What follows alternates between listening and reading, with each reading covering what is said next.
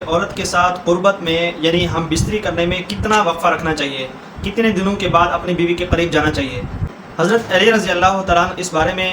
فرماتے ہیں کہ جو شخص یہ چاہتا ہے کہ اس کی جوانی اور طاقت دیر تک قائم رہے تو اسے چاہیے کہ وہ ان 4 باتوں کا خیال رکھے۔ وہ صبح اور رات کا کھانا کھائے، اور نمبر 2 قرض سے سبکدوش رہے، اور نمبر 3 ننگے پاؤں زمین پر نہ چلے، اور نمبر 4 اپنی بیوی کے ساتھ قربت کم کرے، اپنی بیوی سے جماع کم کرے۔ ویسے بھی شریعت مطہرہ نے ہر چیز میں ہمیں اعتدال کا حکم دیا ہے، میانہ روی اختیار کرنے چاہیے، مگر اعتدال کی حد کیا ہے؟ اس حوالے سے حکماء یہ کہتے ہیں کہ اگر کسی شخص کو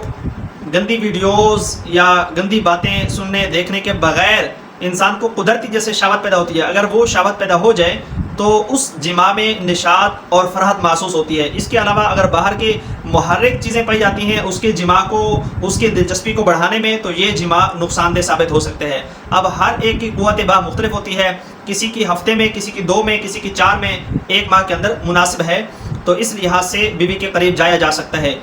اور ویسے رفاحت المسلمین کتاب میں لکھا ہے کہ 4 دن میں 1 سے 2 بار بیوی کے قریب جانے میں کوئی حرج نہیں ہے، لیکن اگر بیوی کی اس سے بھی زیادہ کی خواہش ہو تو اس سے زیادہ بھی قربت اختیار کی جا سکتی ہے۔ لیکن کثرت جماع کا ایک بڑا نقصان سرعت انزال بھی ہوتا ہے کہ پھر انزال جو ہے نا وہ جلدی ہو جاتا ہے، اور